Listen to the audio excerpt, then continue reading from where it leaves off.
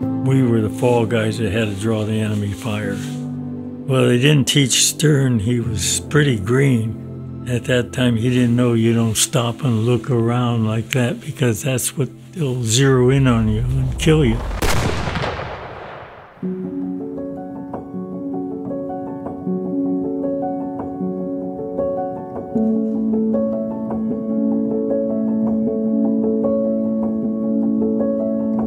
Upon Adolf Hitler's rise to power in 1933, the mood in Central Europe began to grow increasingly grim, especially for the Jewish people.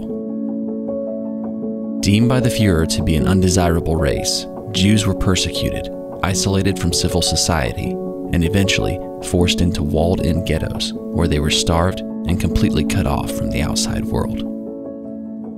As war broke out in Europe and Nazism spread like a fire, the plight of the Jews would only grow worse. For 17-year-old Robert Sabetay, known to his friends as Bud, being of Jewish descent in the United States still came with its share of antisemitism, though not nearly as severe as what was being dealt in Europe, and not enough to discourage Bud from joining the Army Air Corps. I loved the Air Corps. I wanted to join it, and when he interviewed me, he claims I stuttered. I don't remember stuttering, but he claims I stuttered and I couldn't go into the Air Corps. He said that I wouldn't be equipped to talk in an emergency. And I never stuttered in my life, and I don't recall stuttering. But shortly after Bud's rejection from the Air Corps, the United States Army came calling. They drafted me when I turned 18. I wasn't in a hurry to get in because I just turned 18 and I was having a wonderful time, so I got drafted.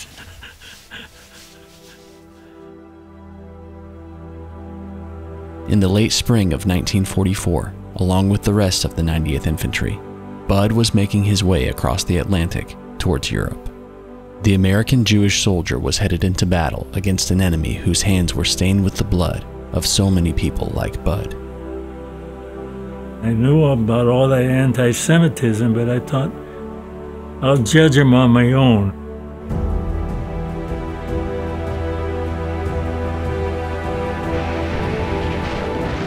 We rushed through Normandy, and we ended up in Metz, I think it was, bombarding Metz. The 90th Infantry made swift progress across France until December of 1944, when Hitler rallied all of his available forces for a massive surprise counteroffensive. The Battle of the Bulge brought the Allies' progress to a halt. They needed replacements for the Battle of the Bulge. They dropped us off, and we went out about not even 100 yards and already in combat. And the one officer says, we're in 3 firefights. And I said to him, how can you tell? It seems like one big firefight. 3 firefights? I don't know how he came up with that. Sergeant Ream says, Sabetay, you gotta go down this valley because there's a sniper up in the valley. We were the fall guys that had to draw the enemy fire. So Stern was in charge, and he had to lead us down the valley to draw the fire. Well, they didn't teach Stern. He was pretty green. At that time, he didn't know you don't stop and look around like that, because that's what they'll zero in on you and kill you.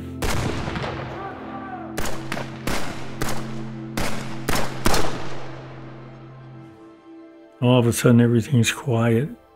And I'm waiting, and I'm waiting. I don't know what happened. And finally, one of the scouts come back and said, Stern is dead. A sniper got him right between the eyes. Well, they got the sniper, but the sniper got him.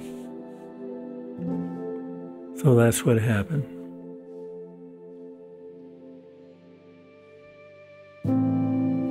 My platoon retired to an empty warehouse on the side of a hill, and we sat around in a big circle around the perimeter, and we were all eating our K rations. And just about that time, a mortar shell came through the center of the roof and exploded. This guy got critically wounded. This guy got critically wounded. I didn't get a scratch. Bud ran down the hill to an aid station to retrieve litter bearers for the wounded men. On his way back, the German mortar barrage opened up once again, and Bud saw his friend Silk making his way down the hill. Now, Silk was coming down to see what was taking me so long. All of a sudden, I hear this voice. Bud, do something. Silk's in danger. And I'm trying to figure this out. So I'm thinking, well, I got to think of something. So he's running down and I'm running up. When he got about where you are, I tackled him. As we went down, a mortar shell fell right beside us. We didn't get a scratch.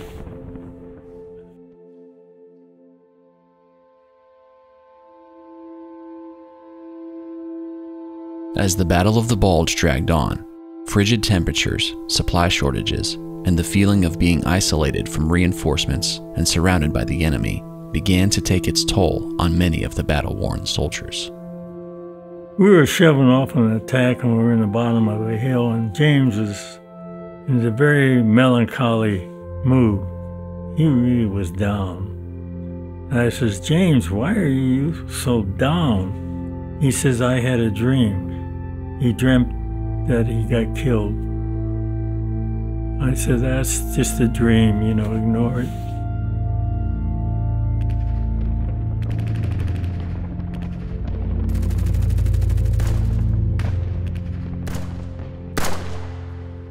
Just maybe an hour later, James got shot through the heart. He says, oh my God, I'm dying. And he died.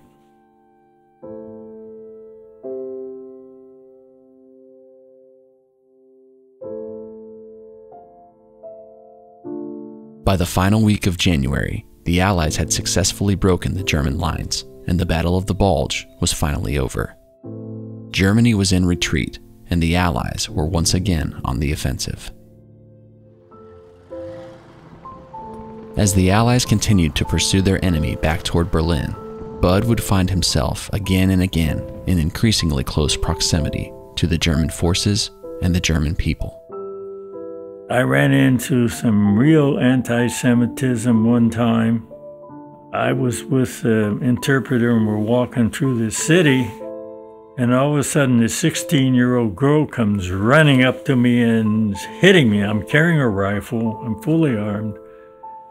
Juden, Juden, Juden, which means Jew, Jew, Jew. I said to myself, what do I do with a kid, especially a woman? I shoved her away and walked on.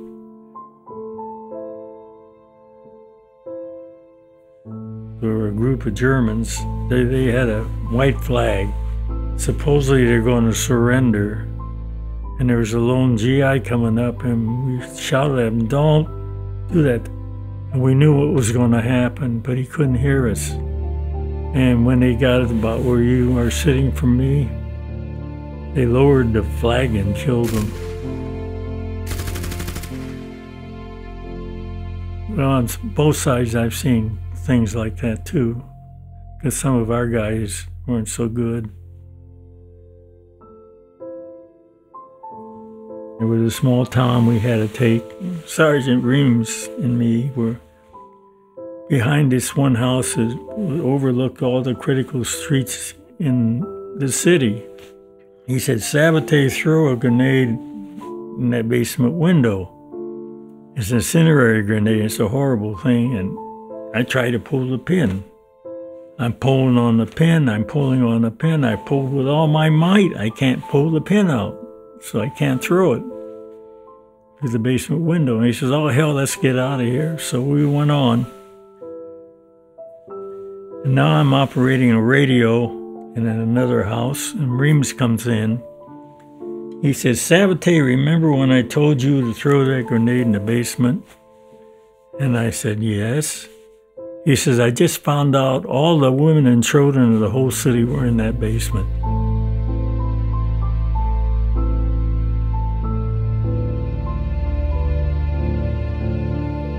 God, I didn't have that on my conscience.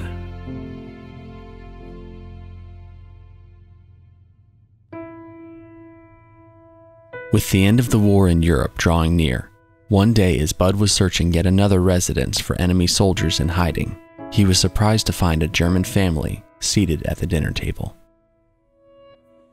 He was sitting there drinking, and he offered me a glass of wine. So I said, sure, I'll take a glass of wine. The hell with it. He gave me another glass of wine, and everybody was laughing by then, and I left. What I found, the young Germans, they taught them to hate Jewish people.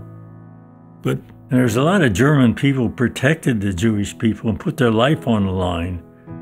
So I had a reserved opinion. I was decided I'm going to find out for myself. So I didn't prejudge anybody. And I went in with that attitude when I went into Germany.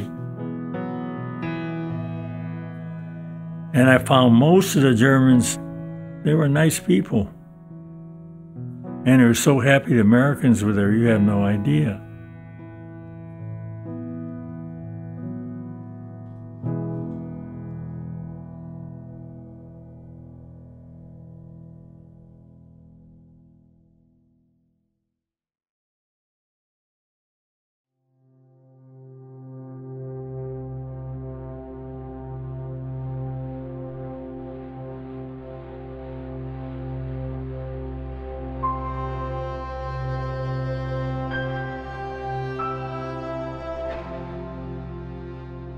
Hi everyone, I'm Josh from Memoirs of World War II, and I just want to say thank you so much for watching this episode. Our goal is to capture as many World War II veteran stories as we can from all over the world, but we can't do it alone. If you'd like to help us in this mission, consider supporting us through Patreon, and check out our website in the links below for more information. If you haven't already, please consider subscribing to our YouTube channel, and click the notification bell so you don't miss a single episode. We want to say thank you for your support, and thanks for watching.